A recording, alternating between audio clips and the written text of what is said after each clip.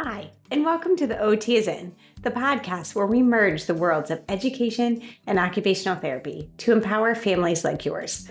I'm Sarah Collins, your host, an occupational therapist and a homeschooling parent. I've experienced occupational therapy by supporting families for over 15 years, but also through seeking out support of my own children, so I'm right here in the trenches with you. Though there is not one way to educate your child, there is a lot to consider when individualizing an education. And the goal of this podcast is to explain some of the why behind what an occupational therapist is thinking so you can apply it to your own family. Especially with my three favorite topics: executive functioning, handwriting, and sensory processing. Each episode will be packed with practical tips, expert interviews, and real-life stories aimed at helping you to create a supportive learning environment for your child. So, grab your headphones and get ready to dive in of the collision of education and occupational therapy. I'm Sarah Collins from Homeschool OT, and I'm thrilled to have you with me on this journey of discovery. Hey, and welcome back to another episode of the OT is In. I'm your host, Sarah Collins. In today's insightful conversation, we're joined by Lynn Jackson, the creator and co-founder of Connected Families, and Marnie Love, a certified Connected Families coach. Together, they delve into practical strategies for homeschooling parents, emphasizing the critical role of connection and emotional regulation in children's learning.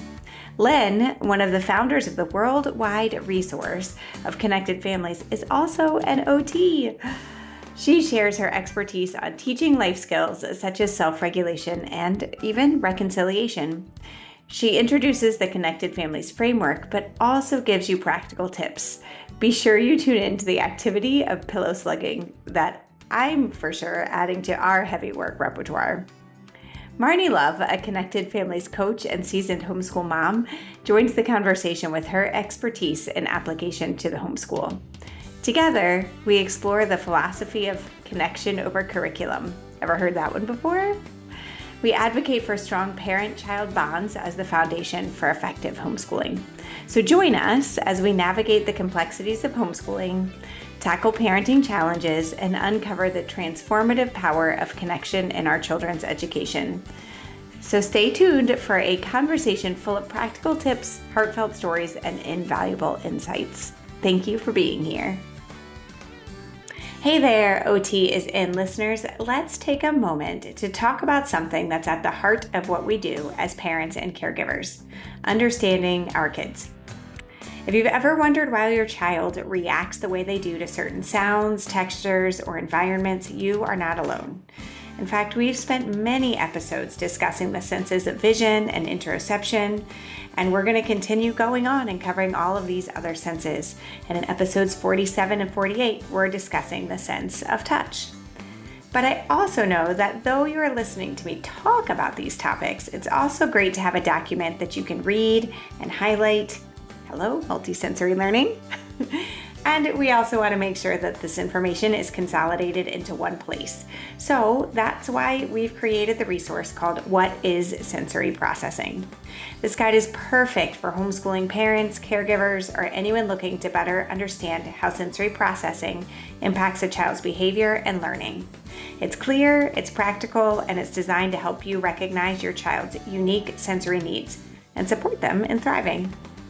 So whether your child craves movement, avoids certain textures, or struggles to focus in noisy settings, this guide will help you connect the dots and create a more sensory-friendly environment at your home and beyond.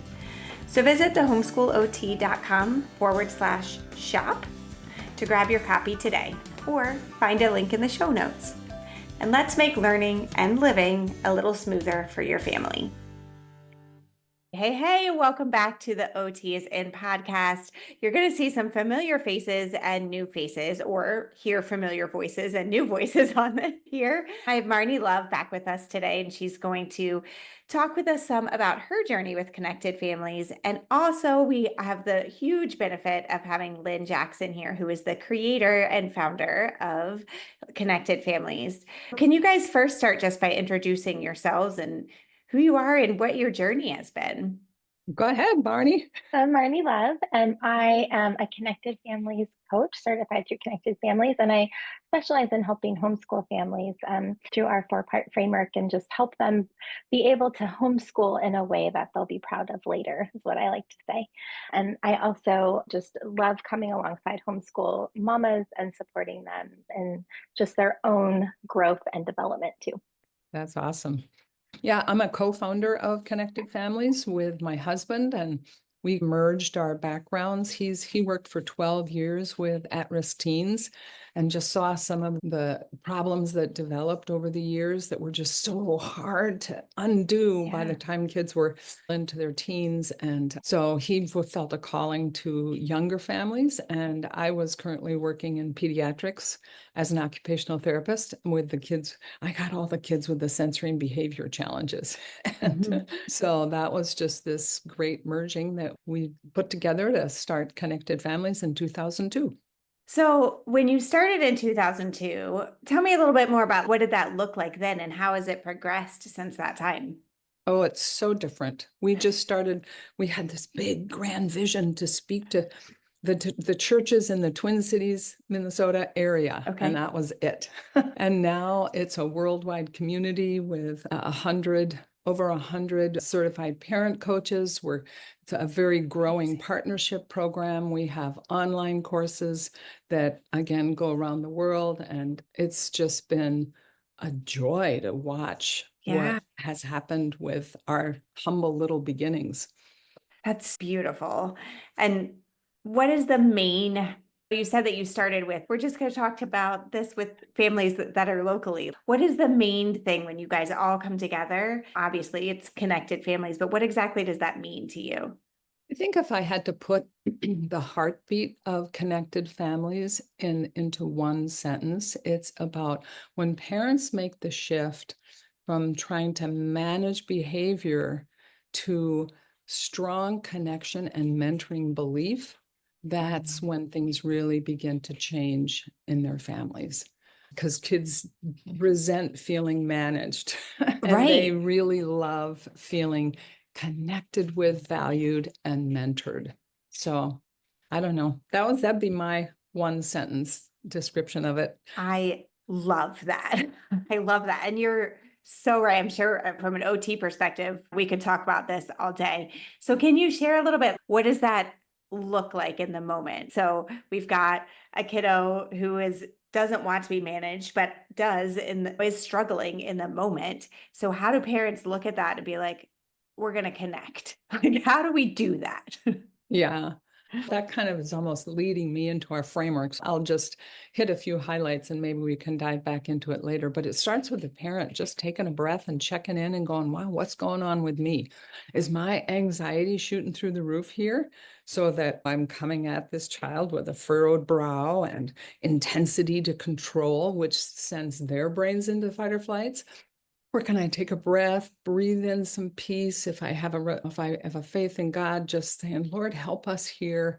And so that I can come in peaceful and calm. And then I'm communicating a message. You're safe with me right now. I'm not going to throw my baggage at you and try to, and then stepping into some heartfelt empathy. Wow, you just seem really overwhelmed right now. Is that right? Did I get that right?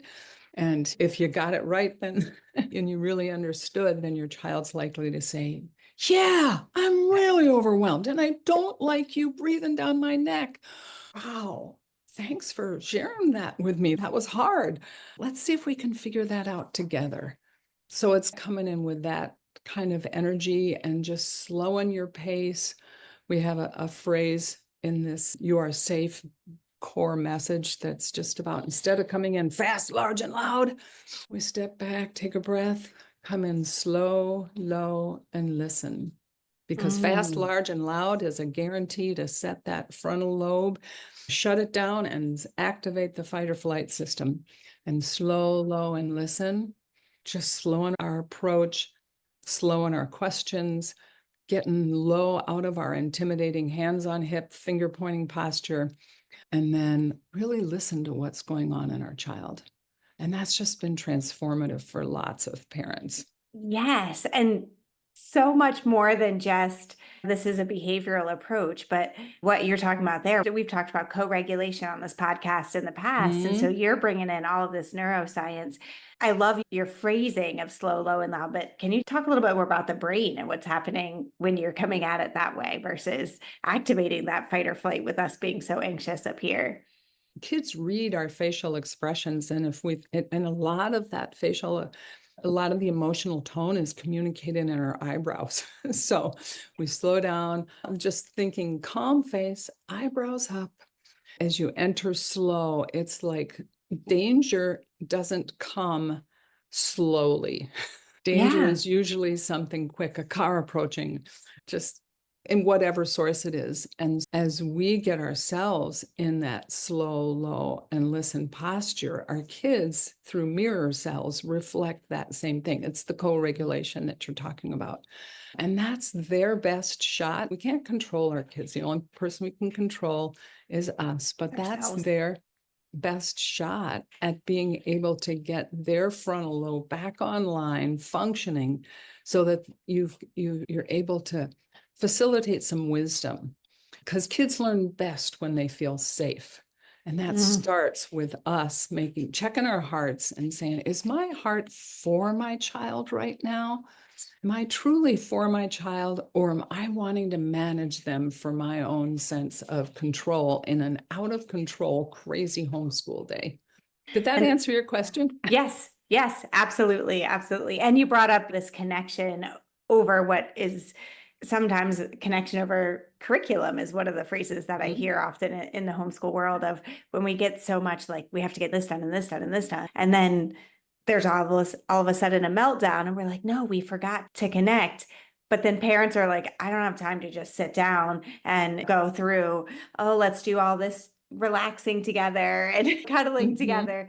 Although those are some sweet moments. What you're talking about is connection no matter what, that we are always connected, whether you're starting your curriculum or whether you are having some cuddle time, that it's not like a separate time of connectivity. Mm. So, We Marnie, call it we there we call go. it proactive connection. That's what we're like just entering in with that. I'm so happy to be here homeschooling with you today Mm. because really homeschooling is just parenting 24/7, right? Like we're not getting a break. If we can get ourselves in that slow, low, and listen posture, it just changes the whole day. It changes. Yeah. And like Lynn said, kids learn best when they feel safe. Well, we're homeschooling our kids so that we can teach them. And they're not going to Mhm. be able to learn if we're always in fight or flight and putting our kids into fight or flight. And so that connection piece is something that we're doing throughout the day, whether it's a rub with a hand on the back or Yeah. it's cuddling on the couch. I know, Sarah, we've talked about this lots of times, but teaching kids to read with putting them in our lap is such a point of connection. And it's also just that physical touch that a lot of kids really thrive on. And so there's lots of ways as homeschoolers that we can connect throughout the day. And of course, that one on one time is awesome if we can get 10 minutes to do some Mhm. one on one connecting with our kids, but it's also points throughout the day that really Right. can settle those nervous systems, both of our nervous systems too. Can I And then also say when they're on your laps, they can't see your eyebrows nearly as much when we're that can going be over helpful. pieces over and over again. Just they're in front of you. They're not seeing your eyebrows. Oh, it's really a bonus when you can do one activity that all the kids enjoy. So Mhm. there was a homeschool mom who she was just like, oh, here we go again. And she took a break to do just a favorite activity of some of the parents have coached, which is pillow slugging. So like you toss a pillow at a child and they slug it out of the air and then throw it back at you. So it gets that big muscle energy Yes. out, dispels whatever fight or flight energy they've got going, but it's fun and it's Yeah. connective and it's also a big, heavy sensory activity. And then you've got all your kids doing it at once. Yeah. So that's Yeah. just an example of it. You don't have to like, oh, I got to spend 15 minutes with each child I sitting know. with them on my lap. That's a great Yeah. thing for particularly that really sensitive one, but you can do some of these big motor activities with the whole crew and change the tone of your day. Yeah, and multi-age too, because so many things Mhm. that we're doing throughout our homeschool day is involving all of our kids. I'm actually thinking about my 13-year-old son who he's gonna be punching pillows if I'm throwing him out. I'm totally fine, as with Yeah. my 9-year-old. We used to love to jump on the trampoline together and play basketball out in the court. And it was just a connective activity and getting our bodies moving. So that way we could take that break in Mhm. between subjects and get our bodies moving, getting everyone regulated again, getting fresh air. I love being outside, and Yeah. then coming back in and starting again with our learning time. So And while you're doing that, you're also often seeing little opportunities to just affirm something like, wow, you really focused on that shot, or you guys are really taking turns. That's making this such a Mm. fun game. So it just provides an environment where you can also add encouragement and affirmation. And I think that affirmation really, sure, coming from us, it adds value, obviously, but it also encourages them to think about what they're doing and have some of that Mhm. self-awareness, which is also in the frontal lobe, right? That's the Right. metacognition that we talk about so often. Yep, for So, sure. oh, I love this so much. There's so many pieces, so many areas I think we could go with this. I know this Or- could be like about a 4-part series. You know, my close personal friends often joke that homeschoolers don't make decisions in February. It's too cold, too dark, too dreary. Any change feels like a risk that we will regret. But let's be real, sometimes February is exactly when we need a change. I remember February of 2018 like it was yesterday. My daughter, a fifth grader at the time, looked at me after yet another frustrating math lesson and said, "We just can't do math together." She might have said it a little more rudely, but we're just going to keep it at that. And she was right. Our brains just weren't meshing, and math had turned into tears for both of us. And that's when we made the switch to CTC Math, an open and go online program that changed everything. CTC Math offers video tutorials that are short, clear, and easy to follow. They're perfect for kids who need concepts explained in a way that really clicks. Plus, with their flexible pacing and interactive practice, it's great for families juggling different ages and different learning needs. And what's more, parents get detailed progress reports so that you always know how your child is doing without hovering over their shoulder.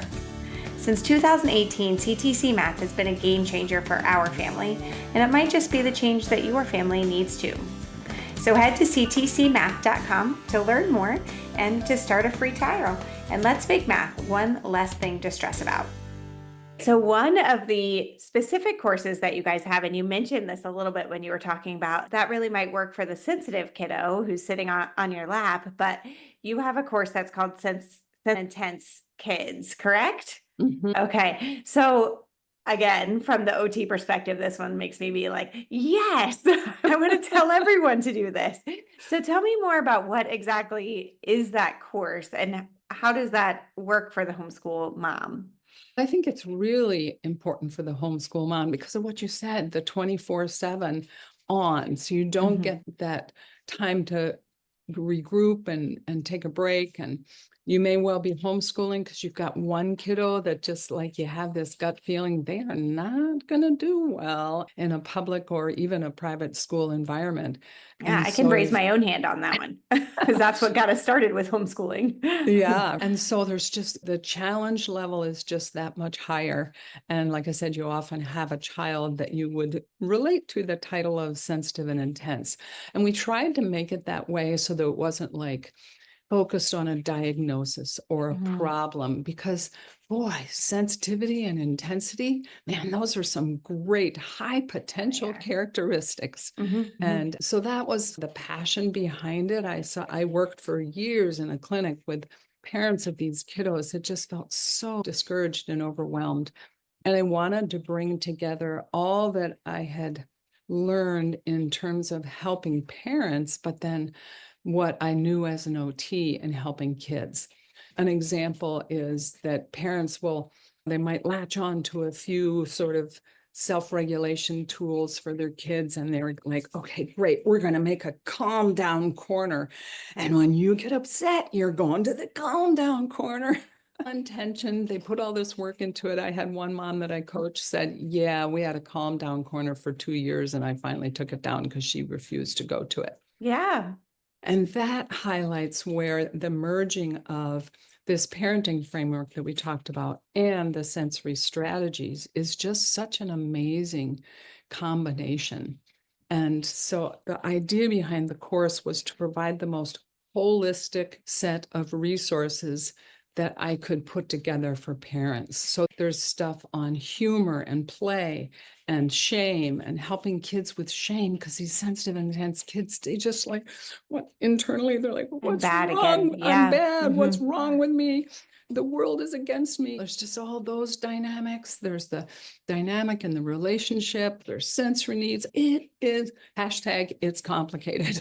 And so I really felt this is my life work. If you're seeing the video, I'm no spring chicken. I drew from all this different experience to provide a holistic course that would help parents understand their child's neurology, their child's challenges, their child's spirit, their child's potential, and really bring that all together. I could walk through quickly the framework that we teach and how it might apply to helping a child learn to embrace some of these calming sensory Yes, activities. let's do it. Let's do it. It starts with kind of our foundation for parenting, which is what's going on in me. And sometimes it's a hard question to ask, but it's the most freeing, life-changing question, because if we are trying to parent our child with an agenda to fix them, they sense it, and they'll, especially the sensitive, intense ones, will fight it all the way. So Yeah. just coming to our child with a sense of humility. And again, this is where, if you have a faith in God, I'm going to get filled up with God's love for me so that I don't have to have my child be my report card. We have a phrase that lots of parents have adopted. My child is not my report card. Jesus' love for me is my report card. Yeah. Take that one all day. Yeah. That one I needed in the middle of Target one time with a meltdown with my little so then I can come full, I can do slow, low, and listen. I can help co-regulate with a sincere heart. And when my child feels safe with me, then I can communicate the message, you're loved no matter what, without them suspecting that I'm manipulating. So there's 4 important messages in this. And the first one is, you are safe with me. The second one, you are loved no matter what. And that's like messages of grace that kids over and over. Yes. feel secure, and we just weave them throughout the day. And that just helps their anxiety to drop. And so when they sense that if they choose not to do this sensory activity, I will love them just as much. That frees them to step into it more easily than if they feel like, I'm just doing this to fix your behavior because you're driving me crazy right now. And I just want to stop you right there, because there are so many families that they're like, Sarah, I've done all the things that I hear or I've read about. We've done the heavy work, like we're crawling around, whatever. But in the moment, my child won't do it. And so that's exactly what you're saying there, and where you're giving space for that. It's partially because we're not coming at it just to fix you and say, oh my gosh, here we are in this moment. You have to do this to fix this behavior. But no, you're coming at it from a totally different aspect. Yeah, it's an invitation. It's an invitation to connect. Yeah. And an invitation to co-regulate together. Because as homeschool moms, like, we're getting dysregulated when we see our child getting dysregulated, because it's not just that mirroring, but it's also, there's a lot on our shoulders, right? If I don't get this lesson, if my kid's not learning this thing, what am I going to do? Like, it can start to dysregulate us. And so that's really helpful, that invitation to connect and regulate together. It's a great model for our kids, but it's also helpful for mom. So it's a double benefit. And that really leads us to the third principle. So there's kind of principles and there's messages. And so the first principle was foundation, you're safe with me. The second one is connect, you're loved no matter what. The third principle is coach. And then the message is, you are called and capable. And a principle in coach is that I am really going to model out loud what I'm hoping my child will learn. And so this is really key in this aspect of wanting to help kids learn to self-regulate. It's like the situation you mentioned where you're starting to dysregulate. great opportunity to model out loud and let your kids watch. And the message is, you are called and capable of learning this for yourself, and I don't have to make you. So there was a homeschool mom, you should probably have her on sometime. She's delightful, Amy Nival. And she said, yeah, all this deep breathing stuff just never worked for me, for my own self-regulation. So I went to sleep in my workout clothes. And when I got up in the morning, I was ready to go. And when things went crazy, I started doing volleyball jumps because she was a volleyball player in college. And so Yeah. she's jumping up, touching the ceiling 10 times. And then she looks at her kids and they're like, what? She says, that's better, but not quite enough. And she does some more. And then she just takes a breath and goes, okay, now I'm ready to figure this out with you guys. And they were just like See, amazed. Yeah. I drop in, do push-ups a lot with my son. So my son is 13 now. He's a hockey player. And so he is getting really strong. And I know that this is the type of work that helps him to calm his body. And so I will never forget, though, the first day that we were both looking at each other, both feeling really frustrated. And I just started doing push-ups and he was like, what is happening? And then joined me, though. And then it was like a competition, and then we're laughing of who could do the most. And he won, clearly, because he's the 13-year-old hockey player. But right. That's such a great example, because kids smell an agenda a mile away. And if we just start doing the things that calm us, and then we can look at them, eyebrows up, smile on our face, going, phew, I feel better. All right, who needs a hug around here? I was really stressed, wasn't I? And when they see the fruit of your self-regulation, they're so much more open to doing that later themselves. I love too how you're mentioning that you come back together and you're like, whew, I feel better. And then you return to whatever it was that you were doing together. So there's so many parents that are like, but if I let them quit, then they're just going to think that every time that I struggle, that I just back out and quit. No, that's not where we're going with this. Marnie, I see you shaking your head. You're like, no. Yeah, no, we would stop. So math was a hard subject for one of my kiddos, and we'd get into math and try to be regulated before. Thanks to Sarah, I had the crunchy snack, the drink with the straw. Like, we had our plan in place, right? We had the TheraBand around the bottom of the chair so he could move his feet. Like, I had everything. But it didn't mean that it wasn't going to still be challenging. It didn't mean that he wasn't still going to hit that. Like, when he got a problem wrong, he would go into fight or flight super quick. We've been working on OT exercises to help with some of that. What we would do is to go for a walk with the dog. We would take the dog for a walk in the middle of math. We would just stop what we were doing and say, you know what, let's go our dog needs to walk. So that's helpful too. I'm not telling my child, you need to calm down. It's the dog needs to walk. We would go outside, take the dog. He would throw the ball for the dog. So that's that good work. Get some fresh air, get some sunshine, come back inside and jump back in to the next math problem. And then I would sit and do it with him. Like, he didn't like that feeling of the pencil and paper. So we used a whiteboard and we would do it side by side. So I would do the problem and he would do the problem together. And he just needed that person next to him to be doing it alongside him. And so it didn't mean that we were finished with math just because it was hard. It just meant we're going to take a break. And we do that in our workplace, right? If we get writer's block, if we're writing something, or we just need to go outside. My husband he's an engineer, and sometimes he just needs to get off the computer. And so he'll go for a walk around the building. Like, that's a good strategy to take into adulthood. So you're not finishing the task. You're just giving your body what your body and brain need in order to finish the task well. Yeah, and you are called and capable, so you can figure this out now. And then as you are growing, like you said, your husband as an engineer still uses some of those strategies. So if we're thinking now, we're not teaching our kids to be quitters or to stop. Instead, we're teaching them the strategies that are going to hold for life. Exactly. That's what's really important, because when you have that kind of a goal in mind, it's like inspiring to yourself, a dopamine rush to go, yeah, I want to equip my kids for life. Sibling conflict, I know, is such a huge issue for homeschool families. And I used to swoop in dragging my baggage from my older brothers, find that older brother that was picking on his poor defensive little sister. And I'd go in and I'd grab him by the shoulders and go, this is not okay, because he'd just hit her or something. And when I started from the bottom up with the framework and looking at what was going on with me, it's baggage from my childhood, seriously. Mhm.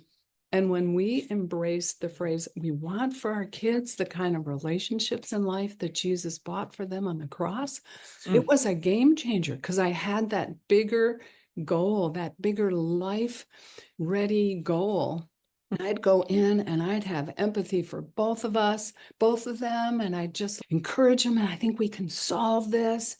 And I began to build a value of reconciliation, which really leads us to the fourth principle, which is correction. But it's not what's the right punishment for this to squash this behavior. It's Right. how can I help my child? The key message is you are responsible for your actions to make right what you've made wrong. Building a value of reconciliation, like this is the best thing ever. It's a shame reliever, not a shame inducer. And then teaching kids how to do that with lots of focus on modeling out loud first, doing it in my own relationships with my kids, doing do-overs. If the child has a meltdown and they say all sorts of really harsh, unkind things to you or a sibling, you don't jump on that in a moment and throw them into their room by themselves or go to your room, because that's Right. such a rejection.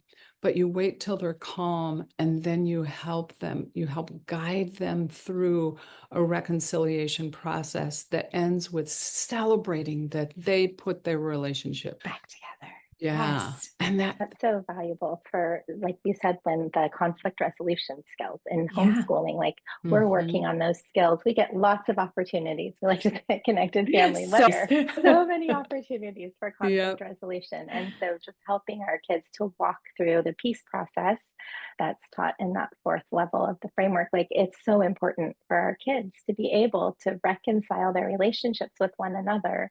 And for our day to go more smoothly, sometimes we need to set aside that curriculum and work on conflict resolution skills. And that's something that they're going to take into their adult life too. So it's not, I know as homeschool moms, sometimes we have that agenda. We've got to get through all these subjects.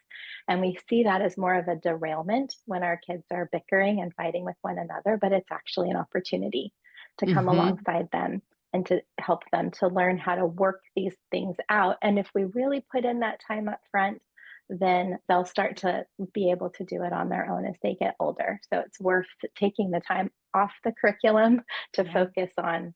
Yeah, and I love the way it can be intergenerational between us and our children, but also children to children, but of all different ages or similar ages, like in a co-op or things like that. When we're working through with them, what does that process look like? How they have so many different opportunities in different environments, different ages to be able to practice.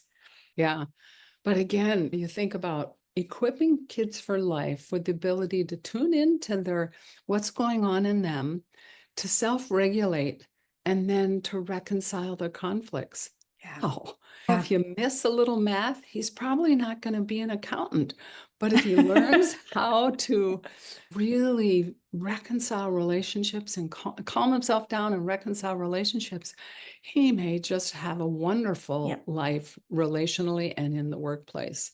And he may still be an accountant with a really good relationship skills. You never know when that What math math is it going to make or break the accountancy? That's right. Oh, I love that. Wow. So can you share with everybody, because this is the tip of the iceberg, I know, but such fantastic tips and ways to go through each of this framework. But I know there's going to be more that want to dive deeper. So where can they find you? We'll start with you, Lynn. Where can people find you and find out more about Connected Families as a whole? Yeah, it's just connectedfamilies.org. And we have a header that you can search our blog posts. If you put in sensitive intents, lots of articles will pop up.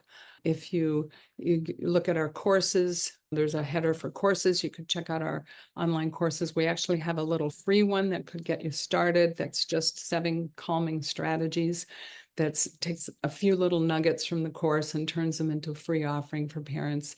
So lots of stuff packed at connectedfamilies.org. I think we have like 500 blog posts and 200 podcasts. And so don't get overwhelmed. Just there's a lot there, but just pick one spot and start. And Marnie, where can people find you? Yeah, so my website's marnielove.com, and I do parent coaching one-on-one, but one of my favorite things to do is to do small group coaching through the Connected Families courses. And so if you sign up for my newsletter, you'll find out when my next small group is. But I took 2 small groups this year through the Sensitive and Intense course. And it's so powerful to go through that with other homeschool parents. There were so many ahas, so many just connections made. You just don't feel so alone.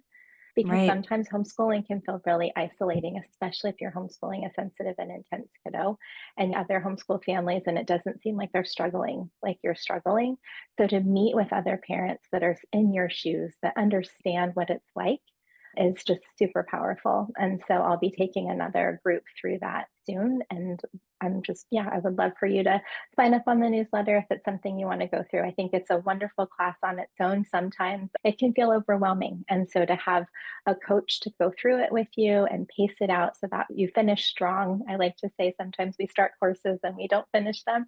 And so that happens a lot. Doing it in a small group is a really great way to just have some accountability to be able to ask questions. A certified coach. And I love doing the small groups with homeschool families. It's my favorite. And I would just affirm that, because we have really seen that parents learn best in community. And that's just such a powerful way to really change the trajectory in a family. And if I had one parting thought, it would be an analogy that I share in the course about parents want transformation in their family to be like a sailboat where you just adjust the sails and zip, around you go. But it's more like a barge that will turn with patient effort. And so to recognize this is the long haul, I'm parenting for the long haul. What am I hoping to see maybe in 6 months or a year? Not like, I got to fix this tomorrow. Yeah. You guys, thank you so much for being here. That was so beautiful. And I'm feeling encouraged and actually more motivated. I'm excited. We're going to go bake some cookies here a little bit. I'm excited for my connection with my kids. So thank you so much for being here. I'm sure that this message is going to land with lots of others as well. I just had such a delightful time connecting with another OT. Thank you. I know. It makes me so happy. Thank you so much. It's been so fun to be with my 2 favorite OTs and for you guys to meet each other. It's just so Thank you, Marnie. Thank you.